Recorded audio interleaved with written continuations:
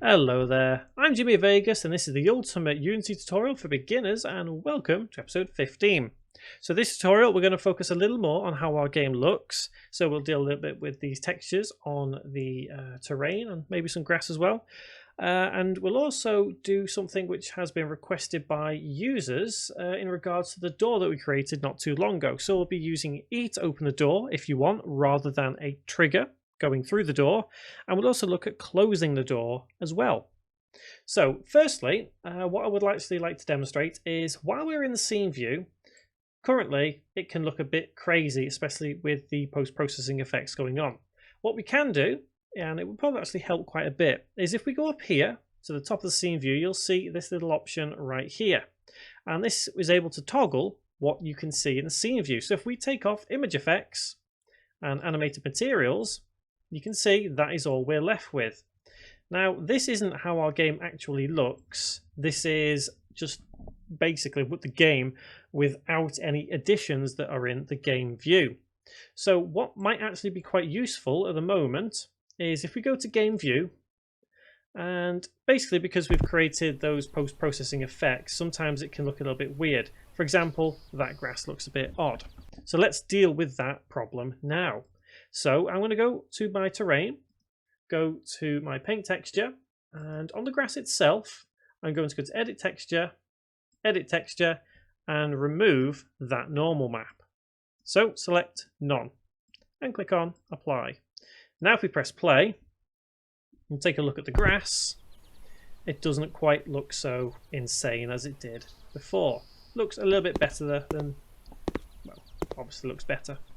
So what I want to do as well is I would like to bring in a new texture instead of this dirt right here, because I feel it's probably not relevant at this stage of the game. So I'm going to go to my textures right here, and in fact should we go to terrain assets? I think we'll go to terrain assets, and in fact I cannot remember where we stored them.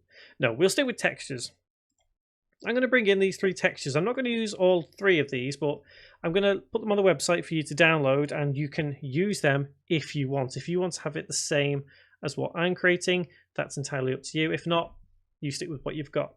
So I'm going to take this brown texture here and change it. So I'm going to go to paint texture, take this one right here, edit texture. I'm going to, for now at least, remove my normal map, and I'm going to add this ground texture instead. And I think I may actually increase the size right here. So I may set this to 20 by 20. Not that it'll make too much of a difference, I guess. It may do. What if I change the metallic? It turns it darker, so it's probably not a good idea. So just a little bit metallic. But let's see what it looks like with a normal map. Again, all this can actually be have a massive impact on your game's image. And I guess this all depends on how you want your game to look. So I'm just giving you a couple of different options at this point, and it's up to you to determine how you want to deal with it. So let's add that normal map there. Click apply and press play, and let's see how this looks. Okay, I may stick with that for now. Okay, so I feel my bloom may be a little bit too much. So what I'm actually going to do is change over here. I'm going to have a bit of a mountain range over here. So let's have a quick recap on mountainous terrain within Unity. So let's take our brush, change the brush size, change the opacity, and let's just increase this here. Create a couple of mountains, just for effect really. Nothing too spectacular. You've probably already done this. I just want to do it to not specifically illustrate a point, but just kind of build up the game rather than just the small section that we've got going on right now. Let's smooth the height. So we'll go on this, smooth, and press play and see how that looks. Not quite as bad. That's something we can deal with for now. Okay, so let's deal with that door. Now, one thing I will mention here is you do not have to do what I do. I basically am doing all this because this is the Ultimate Series. I want to teach as much as possible. And again, not everything I do will be relevant to the game you want to make. So I guess it's entirely up to you. So I'm going to change this door to be, rather than a trigger, we open it with E. And we're going to use the same principle that we did for the gem that we created quite a while ago. So in order to do that, we need to take the door trigger right here and change what it actually is. So to do that, we need to zoom in slowly. And I'm going to align it with the door better. So to about there, just so as the edge of it is sticking out. In fact, I'm going to turn Mesh Renderer on so we can see. I'm going to increase the actual height of it. So on the Y, we'll have this as probably 10. 10 is probably too much. Maybe 7. 7's still too much. Let's just try 5. So we've got the general place where we need to do this. Probably decrease the scale on the X. Okay, so now let's go to open house 1 after we've turned off his trigger, because it's going to no longer be a trigger. So door open house 1, let's take that, and let's go into Visual Studio. So how do we convert this from a trigger to something we interact with? Well, as I said earlier, it's something that we can deal with the collect gem. Remember? We can use the same sort of code. Basically, what this means is that rather than this script being what it is now, the only thing we would really need to keep at this point are these two variables. This one is irrelevant now. So I'm going to get rid of void on trigger enter. I'm going to go to collect gem, and I'm going to copy the entire code up until void on mouse exit. Copy, and let's place it in here.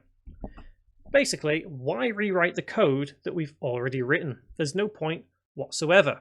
All we need to do at this point is change just a couple of things, because when we bring on the information to say collect gem, it's still going to say collect gem. We need to change what it says. So we are going to need to add in a namespace up here. So at the top, we need to type in using Unity engine.UI semicolon, because we're going to be referencing the text component. So here where we've got on mouse over, if the distance is less than 3, action display.setActive true, action text.setActive true. What we need to do here is change what action text actually says. So between action display and action text, we need to put action text.get component, open spiky brackets, text, remember capitalization, open close bracket, dot text equals open door, semicolon. So now it will display on our screen as open door. So if we open the door, in this case press the action button, what we'll need to do is play the animation to open and play the sound. And at this point we can then get rid of a couple of variables. So firstly we're going to have creak sound.play right here. So we can get rid of those two lines and type in creak sound.play, open close bracket, semicolon. And the next line of code is going to be the door dot get component, and in spiky brackets, I forget, is it animator or animation that we used? It is animator. Okay, so animator, open close bracket, dot play, and in brackets and quotes, it's going to be, what is the name of the animation? Let's find out. Let's go to animator, and it is Open Door Village 1. I believe that's the right one, isn't it? So we're going to deal with animation states in this as well. So Open Door Village 1, that's the name of the animation. Open Door Village 1, semicolon. And now we're going to get rid of a couple of variables that we don't need. For example, collect sound and the gem, they're no longer required, so they can go. And save that script. So let's just quickly make sure that we've got everything right here. So animations, it is indeed Open Door Village 1. So this is where we're now going to deal with animation states. What this basically means is that, if you remember, this one plays automatically whenever it's activated. We need to stop that from occurring. To do so, we need to right click, create state, empty. Now this state contains no animation, and we need this to be the default animation because we want to play other animations when we trigger it in the script. So right click that new state and click as set as default layer. So that means that this animation is going to be the default, so nothing will occur. This animation we can trigger when we want. So if we head back to scene view, go to our door hinge and make sure we tick animator to make sure it's on. And now we just need to change the few variables just in here. So action display is action display right there. Action text is action text, and extra cursor, yep, we've dealt with that. I'm going to save that script now. So I'd rather save the scene, I should say. Turn off mesh renderer and press play, and let's check this out. So you can see how easily it is to convert a script from one thing to another. It is incredibly easy. That light is blinding. We'll deal with that. There we go. Open door. Perfect.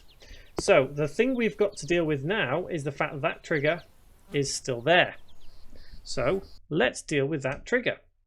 How do we do that? Well, easy. All we need to do is go right down here where we've opened the door, and as soon as we open the door, we need to say this.get component, spiky brackets, box collider dot enabled equals false, semicolon, and save. Okay, so I did say we were going to learn how to close the door. So I was hoping you guys may have already kind of worked out how that would be possible, because we use the same kind of mechanics, but we're going to do it anyway. So we need to remember that the door is at a certain point when it's open. So let's create the closing animation. So let's go to our door hinge and let's go to animation, and I'm going to press record so we can check the state of this animation. And if we click here, we can see where the door is at. We need to remember that rotation of -97.62. So I'm going to copy that. Press the record button to stop again. So we're going to close it over the course of 60 frames. So what we need to do is just below here where we've got Open Door Village 1, we click down and click on Create New Clip. It will then prompt us to basically create it.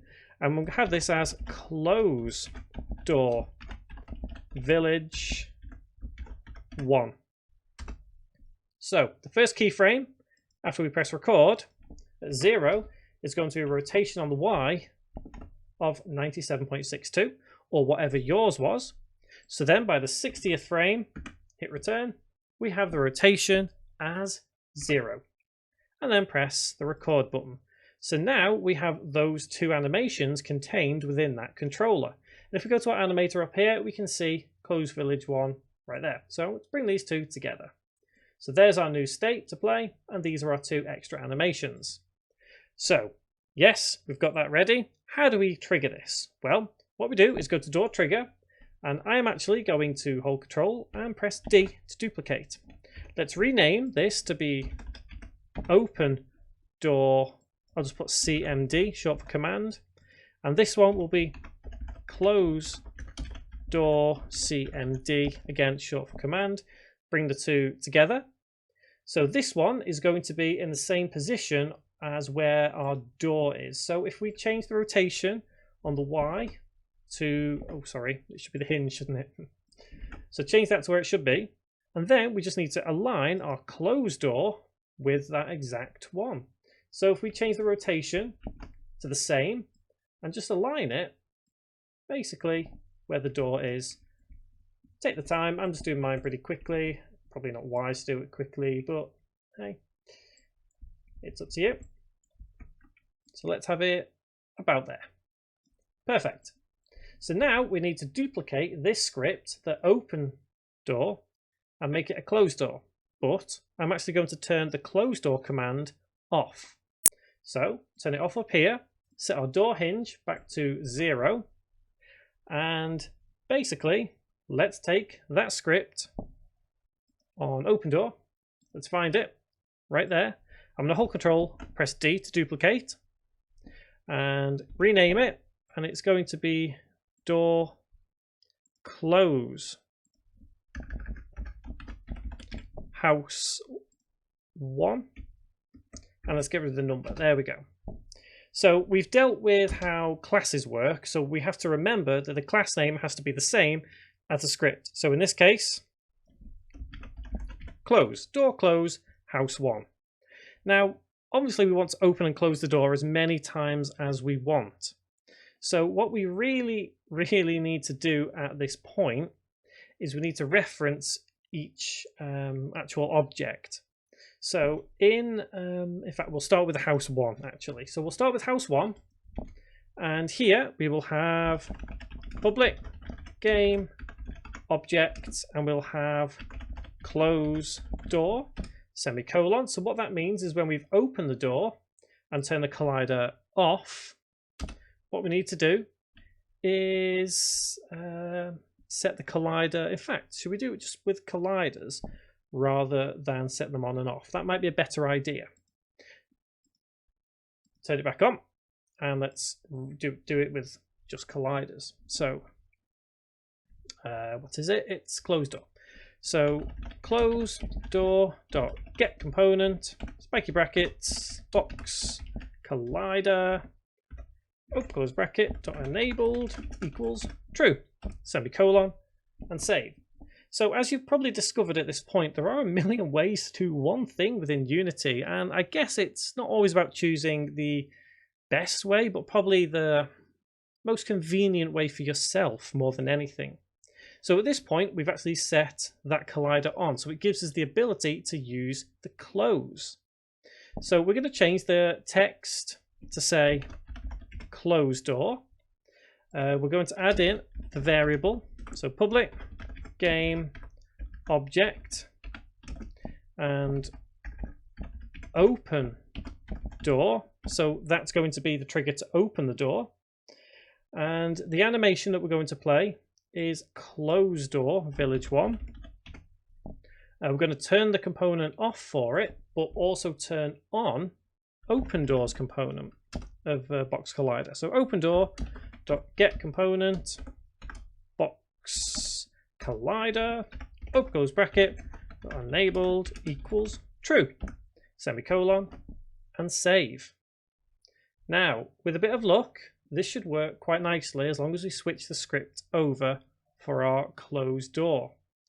So we need to take this script right here, add it over here, and door hinge is obviously the same. All of these are pretty much going to be the same right here. We don't need to make any massive adjustments. So action text as well, extra cursor. And open door is obviously going to be our open door command. That now means we can remove the original script that was on here. So we only have the closed door script on the closed door command. And open door command, we need to add in the closed door script right there. Now, last thing we need to do is turn the collider off for closed door command. So as we've expected, we should be able to open and close this door as we want. So let's press play and try this out. So essentially all we've done is do the inverse of the original script, just with a couple of little modifications. So we're able to open the door, and now let's close it. Let's try that again. Close. Oh. Okay, there is no particle. Okay, so we have an error down here. I may have attached something a bit wrong somewhere. I have.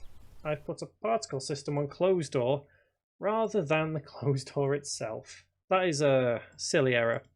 So that's a good way of actually highlighting. If you ever have any problems or errors, the console is fantastic for helping. Even silly schoolboy errors like what I just did there. It's a great way of helping you out. So let's try this again. Let's open the door. Excellent. I'm going to go in, and I'm now going to close the door. Ah, classic. So, do you guys know why that happened? I sure do. That happened because the animation, we didn't untick loop. So, let's go to our closed door and untick loop time because we only want it to play once. Malwarebytes really wants to let me know things there. Okay, so this is going to be the last time, and while we do this, I'm going to talk about the next tutorial. So, next tutorial, we're going to do a couple of things. We're going to actually modify our landscape and terrain a little bit more, so we actually get a world built up quite nicely. You can see how well the door's working there. Excellent. We're also going to start looking at bringing in other people to our game. So I think we're going to start looking at bringing in an NPC that walks around and does things, and we'll probably start looking at text boxes and all kinds of things pretty soon. Hopefully we'll get to enemies and things, but we've pretty much got the basics all down now, but we're looking pretty good at this point. So guys, until that next tutorial, thank you very much for watching.